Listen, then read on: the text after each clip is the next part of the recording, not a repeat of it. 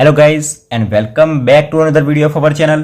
સો આજના લેક્ચરની અંદર આપણે ધોરણ 9 ગણિત એની અંદર આપણે જોઈ રહ્યા હતા ચેપ્ટર નંબર 2 બહુપદીઓ.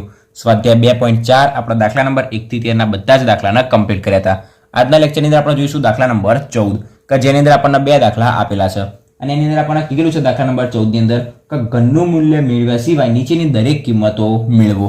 મતલબ આની અંદર આપણે શું કરવાનું છે, આ ઘન, આનો ઘન અને આનો ઘન એ ઘન કર્યા પછી આનો સરવાળો કરવાનો એવું કરવાનું નથી. મતલબ ઘન કર્યા સિવાય ડાયરેક્ટ જ આપણે શું કરવાનું છે, આ જે આપણને પદ આપેલું એની આપણે કિંમત શોધવાની છે.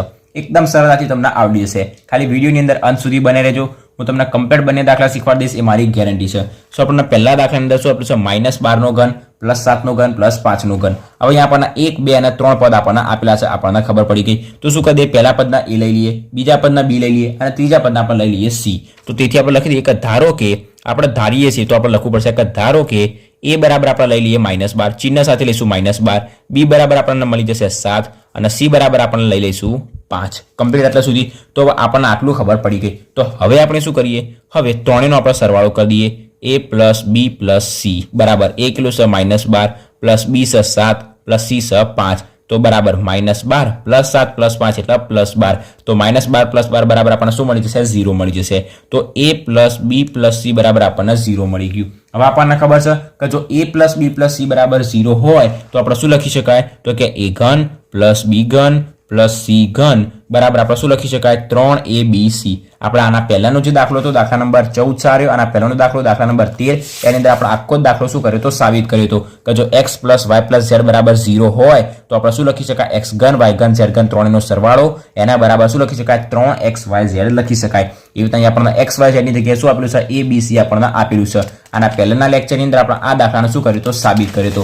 એવી રીતે અહીંયા આપણને શું આપેલું છે, જો a + b + c બરાબર આપણને 0 મળી જાય તો a ઘન b ઘન c ઘન બરાબર આપણે શું લખી શકાય, 3abc લખી શકાય. તો કે તેથી હવે નીચે આપણે શું લખીએ, a ઘન એ આપણી પાસે કેટલો છે તો કે -12, તો કે -12 નો ઘન + b કિલો છે આપણી પાસે 7 તો 7 નો ઘન + c નો ઘન c કિલો છે 5 તો 5 નો ઘન બરાબર 3m ના m.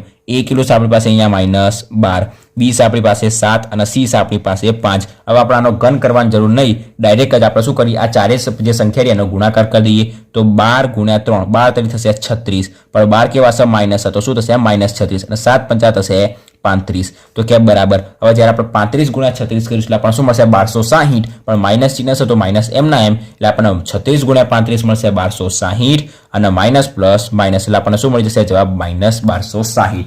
મતલબ આ જે આપણને ઘન વાળું પદ આપેલું હતું એને આપણને ઘન કર્યા વગર ડાયરેક્ટ કિંમત શોધવાની કીધી હતી, જે આપણને કેટલી મળી ગઈ, -1260. આવી રીતના સેમ ટુ સેમ આપણે કયો દાખલો ગણવાનો છે, બીજો દાખલો ગણવાનો છે.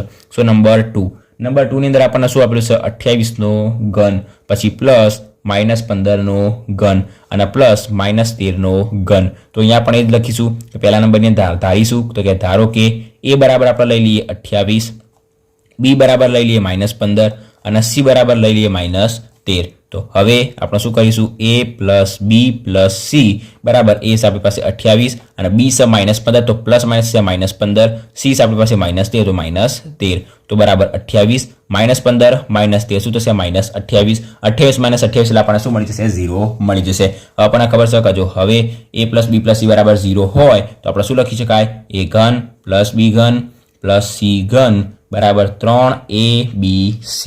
તો તેથી a ઘન a કિલો છે આપણી પાસે 28 તો 28 નો ઘન + b કિલો છે આપણી પાસે -15 તો -15 નો ઘન + c કિલો છે આપણી પાસે -13 તો -13 નો ઘન બરાબર 3m ના m. a છે આપણી પાસે 28, b છે આપણી પાસે -15 અને c છે આપણી પાસે -13. તો બરાબર 28 × 3 × 15 × 13 કરીશું તો અને અહીંયા માઇનસ માઇનસ શું થઈ જશે, પ્લસ થઈ જશે. આપણને જવાબ કેવો મળશે, આખો જવાબ પ્લસ ની અંદર મળશે. તો 1 2 3 અને 4 પદનો જ્યારે આપણે આખો ગુણાકાર કરીશું એટલે આપણને શું મળી જશે, તો કે 16380. કમ્પ્લીટ આટલો ગુણાકાર આપણે જાતે કરી દેવાનો તો આપણને જવાબ શું મળી જશે, 16380. મતલબ આનો ઘનનો શું કરવાનો, સરવાળો કરીશું તો આપણને ડાયરેક્ટલી આ જે પદ મળશે કેટલું મળશે, 16380.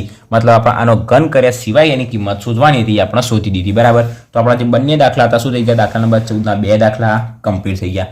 એકદમ સરળ રીત હતી, જોઈને થોડુંક ધ્યાન આપશો તો સરળતાથી આવડી જશે અને ધ્યાન નહીં આપો તો ખબર છે કે નહીં જ આવડે બરાબર. સો દાખલા નંબર 14 આપણો અહીંયા કમ્પ્લીટ થઈ ગયો. આજના લેક્ચરમાં આપણે અહીંયા સુધી રાખીએ. આના નેક્સ્ટ લેક્ચરની અંદર આપણે દાખલા નંબર 15 અને દાખલા નંબર 16 જોઈશું.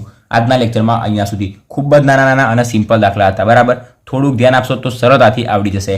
જો વિડીયો ગમ્યો હોય તો વિડીયોને લાઇક અને શેર જરૂરથી કરજો અને જો ચેનલ પર નવા હોય તો ચેનલને સબસ્ક્રાઇબ પણ જરૂરથી કરી દેજો. સો થેન્ક્સ ફોર વોચિંગ ગાઈઝ.